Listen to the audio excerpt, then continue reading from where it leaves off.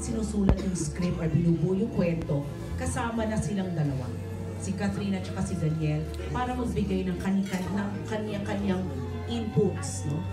Inputs sa characters nila, sa buong kwento, sa journey ng kanilang characters. So, napakalaking bahagi nila sa pagbibigay buhay kina Ellie at saka kay Nina. First and foremost, I am not a millennial.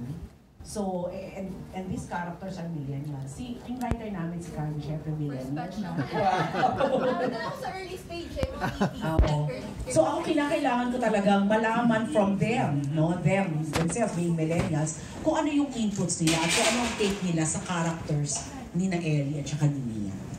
Ayun. Yes, question po, syempre from God. Thank you po, Ina. Maraming salamat po. Kuya Alan. Hey po, Ina. Yes. Congratulations po. Vice ko na napanood po. First nung di ba? Sa Nescafe, tapos ito. So, opo, grabe. Nagkagulo po, di ba?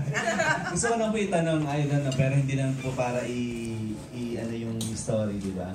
Parang how you do it po, yung last part na kung saan you encourage both of them. Nagkagulo yung lahat ng tao and finally daw po, how you do it po? Medyo nahirapan po ba kayo? Kasi first time nilang gagawin ang big screen yung eksena na yun. Or parang may ilang part po ba dun sa dalawa? Pwedeng pakikwento po kung ano yung sitwasyon. Ako from the beginning of the project, umupo kami, nilatag namin sa kanila yung kwento, tapos tinanong namin sila kung ready na ba sila or kung, kasi di ba, it's not just for gimmick's sake. No? It's part of the story. So parte ng gagawin ng characters nila sa pelikula. So, nilatag namin sa kanila yon at sila mismo ang sumagot. So you might want to hear that from Kat herself. Yung ilang, medyo how you prepare for that scene? Siyempre nag-brush yun, nung una pa lang kasi, nag-meeting na si nagsabihin na kausapin ko kayo si Kuya. So nasa Star Cinema office ko, tapos sinabi nila, you have to do it. Kasi nga, itong project daw, ito yung sayang hindi dito gawin eh. So, sabi namin ni BJ, nga, parang kung ako rin yung fan, ilang beses na silang na-opera. Parang sabi ko, perfecto na, kasi yung kwento na nung sinabi, parang perfect gawin siya for the story. Na parang yung love kasi ni Ellie at Mia, yung pinagdaanan nila, parang yun talaga kulang talaga kung wala. And doing that, kasi andun din si Derek Cathy, so andun si Ina, saka si Derek Cathy. Tapos lahat sila nandun sa system, nanonood sila. Tapos asyan, nanginginig yung lips ko talaga.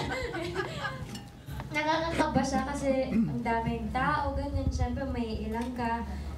And naano naman siya, after ng one take, una practice, parang dinemo nila ganyan, kamay niya. Tapos ako, okay. So, take na, action!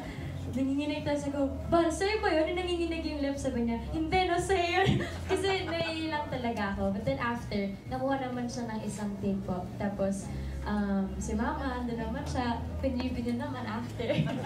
So, nakakakaba, pero nung napanood ko siya with the music and everything, parang worth it naman talaga. And happy ako na binigay namin yan with enough.